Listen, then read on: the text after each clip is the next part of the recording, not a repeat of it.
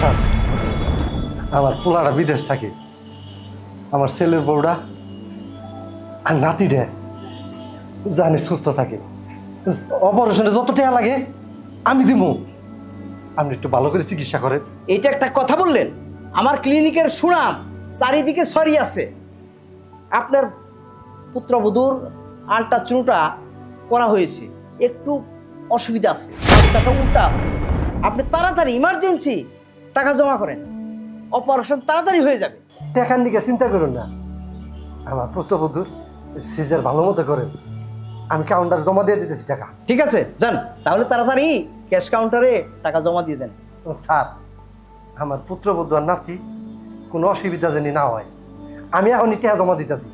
ঠিক আছে ঠিক আছে, যান। ঠিক আছে।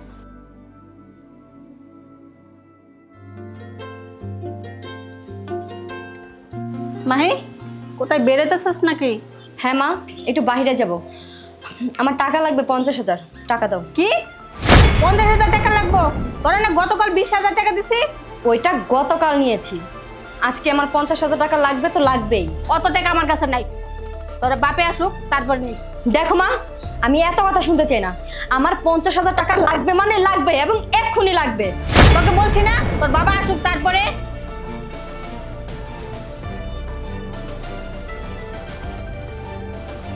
কেমন আছো মামনি? কেমন আছো? কি ব্যাপার, আমার মামনির মন খারাপ কেন? তোমার মামুনি রাগ করছে। রাগ করছে মানে? কি ব্যাপার, রাগ করছো কেন? কালকে 20,000 টাকা দিছি, আজকে আবার বলতেছে 50,000 টাকা দিতে। আমি 50,000 টাকা কোথায় পাবো? হায় হায়, কি বলছো তুমি মামনি? 50,000 টাকা লাগবে? আচ্ছা আচ্ছা, 50,000 টাকা লাগবে। খুশি তো তুমি? এই যে তোমাকে 1 লক্ষ টাকা দিলাম। হ্যাঁ বাবা, আমি খুশি। বাবা এখন তাহলে আমি যাই। আচ্ছা যাবে, শুনো কোথাও এলু পাথারি ঘোরাফেরা করবা না, আর সন্ধ্যা হইলেই ফিরে আসবা। হ্যাঁ? আরে বাবা তুমি কোনো চিন্তা করো না। আচ্ছা, রাত করবে না। কিছু গরম।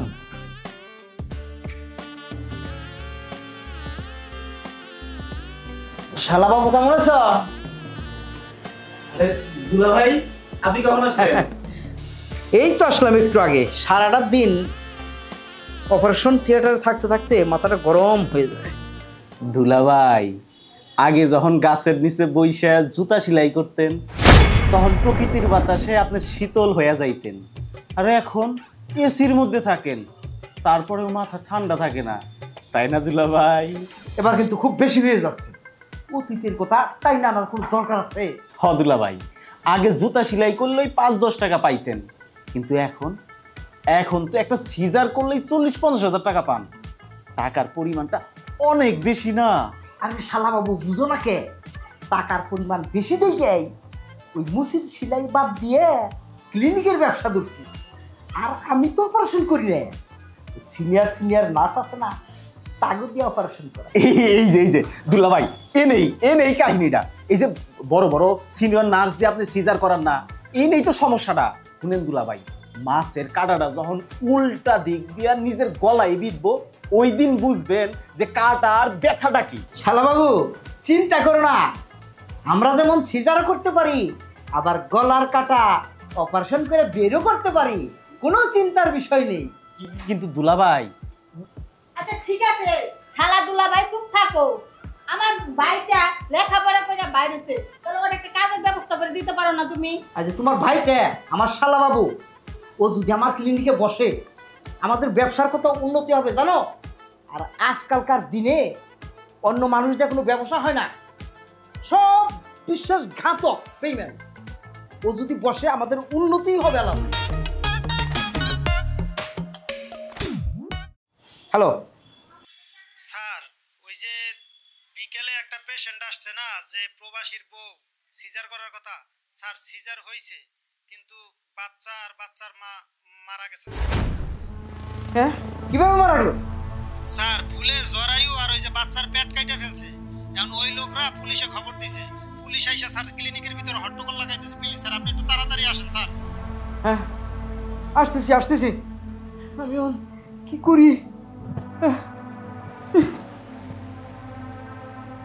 দুলা ভাই, তারিকুল ভাই কি হবে?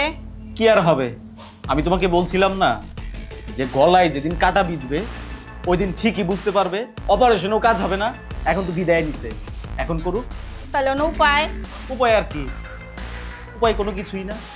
এই মুচি দিয়ে কোনোদিন ক্লিনিকের ব্যবসা হয় না, বুঝলে তো ভালোই হইছে।